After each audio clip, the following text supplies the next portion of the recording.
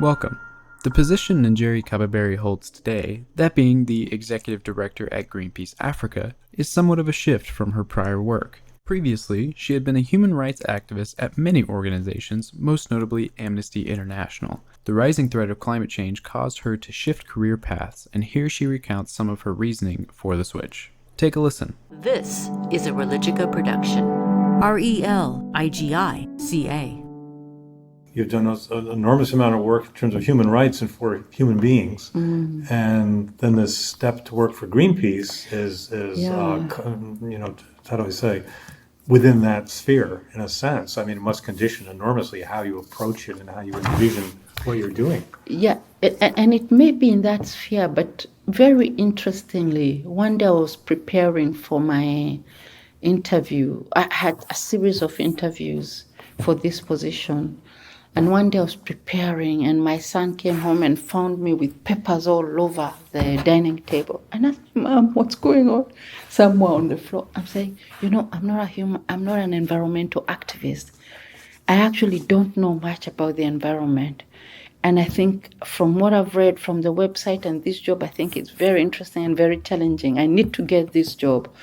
She said, "But why do you have everything everywhere?" I says, "Because I'm trying to understand these concepts. I'm trying to understand this language. I'm trying to understand climate change. I'm trying to understand ecological this. I'm trying to understand."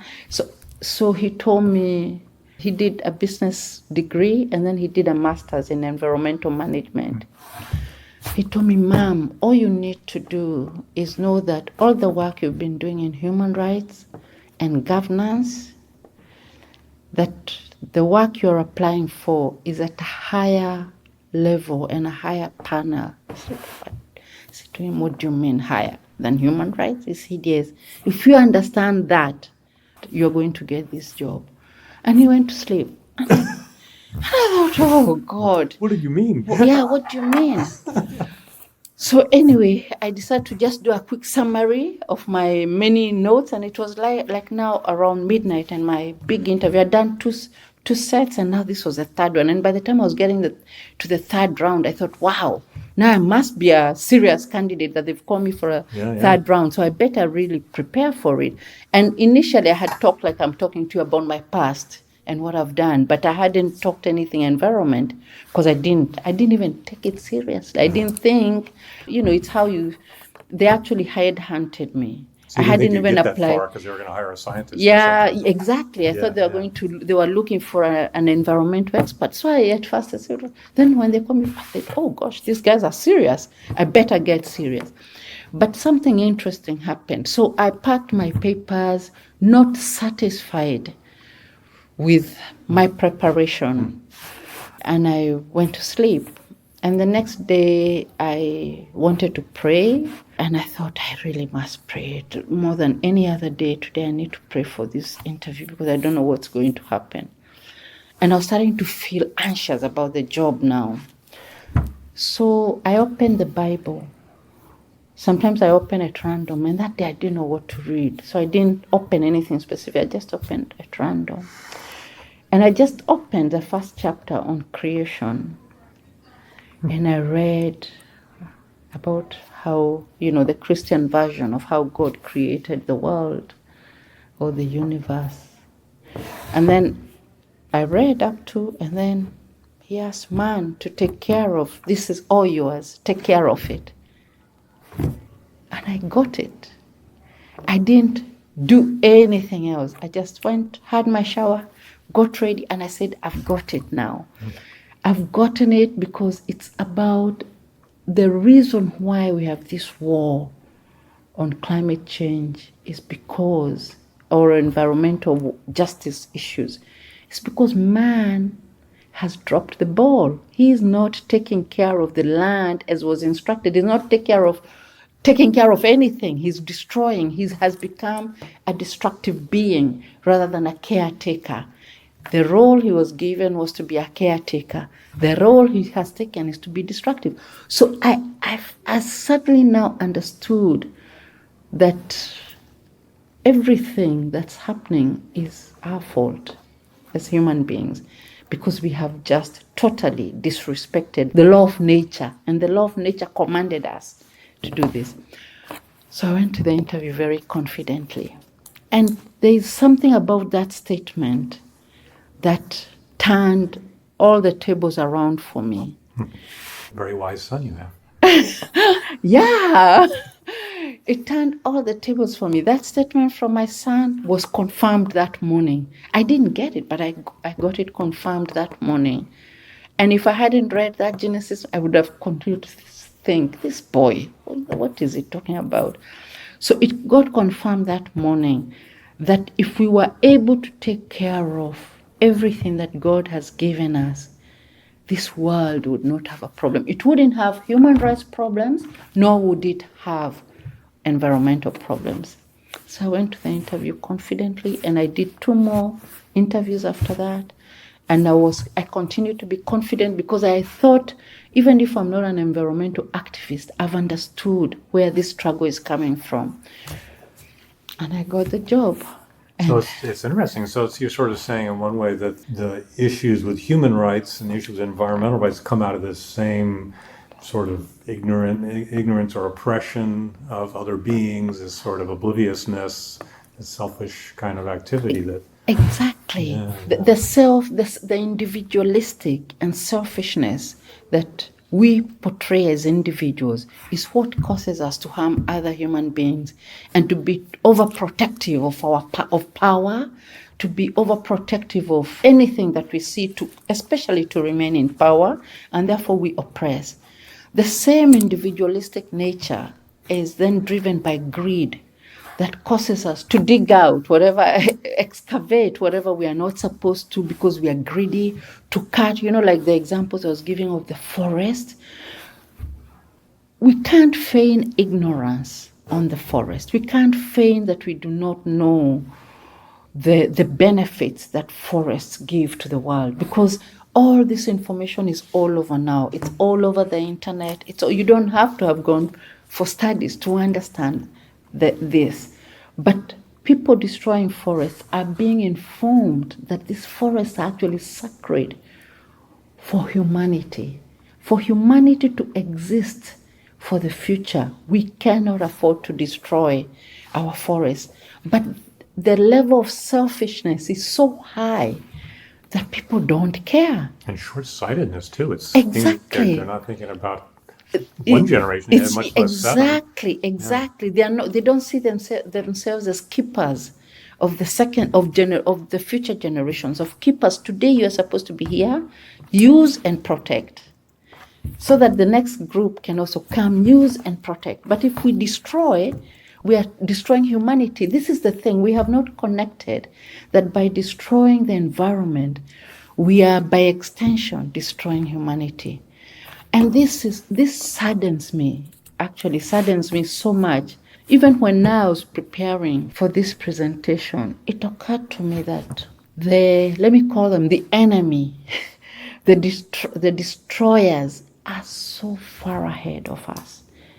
They are so far ahead of us. When I was looking at the statistics on the Congo Basin forest, and realizing that millions and millions are going every day, we cannot replenish the Congo Basin forest at the same rate. Even if we planted 7 million trees that have been chopped off in a year, they can't grow to provide the same benefit to humanity as the 7 million that we have destroyed. And I was thinking, one thing I've been very interested in was marsh or mash of Cape Town. Mm-hmm. In fact, Cape Town running out of water. It's like the first big city, and it's mostly a white city, isn't it? It is, and it's one of the most prestigious cities actually around the world, not just for Africa. Yeah, so it's not like we're just talking about, it's not like we're talking about Bangladesh that people could ignore. No. Yeah, it's a big deal. Yeah. Because that might be the pivot point you're talking about. Exactly. And that kind of shocked, It kind of shocked everybody. Yeah. That Cape Town running out of water. How? But you see, the water in South Africa is being used for coal. If 10,000 liters of water are being used every second, and how much water is that? And this is fresh water. So that's funny. It's just what the guy with the Hopi guy, because they've drilled into an aquifer that's fossil. It comes from millions of, it comes from an ice age in the past, and they're using it for coal Yeah. and sucking out, huge amounts of water. Of water. It's crazy. So, yeah. So what I would say is that this meeting has awakened something new in me. That there is much more to be done than we are actually doing. Not necessarily in increasing the campaigns and everything, but even in the campaigns we are doing, we have to find a strategy that gives us that voice. Because if we don't get that voice today, we are losing. We are losing this war because we've already lost so much. And sometimes it's when you're looking at figures more intently, because I was thinking, what am I going to tell this World Conference of Religions? What am I going to tell them? But when I started looking at the figures, I have seen those figures before, but I was getting more shocked. For some reason, I was getting more shocked looking at the reality. And maybe it's because of the realization that in the World Parliament of Religions, we could find a partner. We could find a partner to help us fight this war. And this is not just for Africa. It's from when I talk about the forest, it's all the forests of the world. I'm sure the same thing, it's a replication in the Amazon, Indonesia, and elsewhere. I'm sure this is a replication. If I'm talking about coal, it's the same thing. Let me ask you something. In terms of Africa, there's the Chinese are in sort of this, I don't want to be insulting, but there's this way in which they're super focused on growth and money, and then they're doing all these investments and kind of subverting governments to get in their pocket and all that. I mean, there's all kinds of stuff, not just in Africa and Sri Lanka, around the world, but the Chinese are really doing, there's an enormous balance of power, makes it even harder. So it sounds like it's not just local government, but this other vast amount of huge pocketbook out there. Yeah. So it sounds like that interconnection of people would be the only thing that could stand up to that.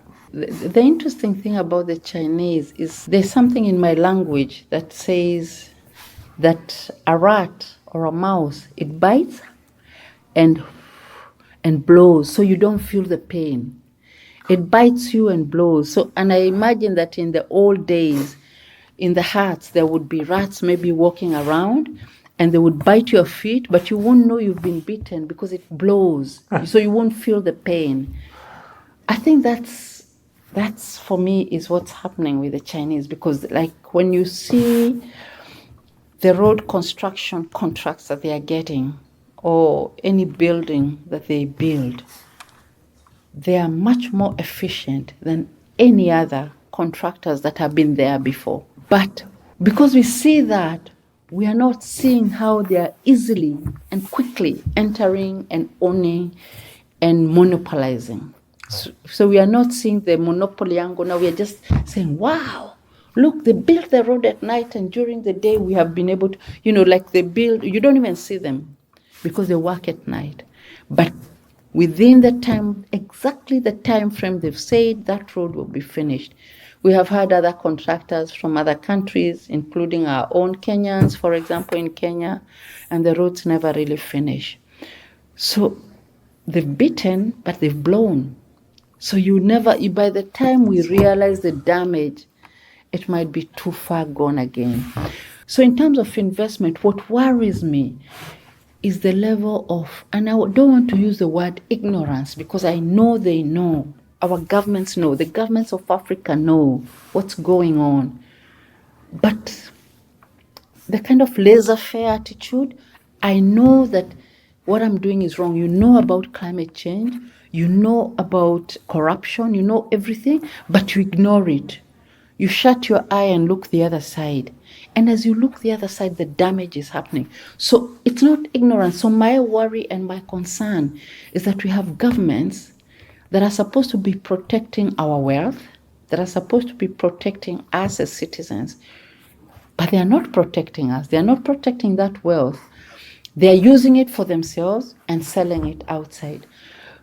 So in today's age, we can't say it's ignorance. All these government people have advisors, high-level advisors. In the old days, we didn't have something called the internet. We have mobile phones, we have social media. Information just flies and flies. So you can't feign ignorance anymore. It is very important that our governments stop feigning ignorance and take action. Because if they don't, the future generations of our countries will have nothing to inherit. And then it extends to the world, because if we are holding like the biggest forest, the second largest rainforest in the world, we are holding, I understand the West Africa coast has more fish than any other coast, but the way the management of it is so poorly done that soon the little fish that people use to consume is all disappearing, because you know how the fish with huge trawlers and the little ones disappear and they throw them. So we are mismanaging, and we are watching the mismanagement, and we are contented with it. As long as somebody is in office, that's all they care about. So for me, I fear that the people in power don't care. They don't care about their citizens. They don't care about their countries. We are very short-sighted, only thinking about today, and the future doesn't matter. It's not necessarily that all countries are behaving the same, but the degrees of irresponsibility differ, Yeah. But there's general irresponsibility. Yeah. There's Right. general irresponsibility.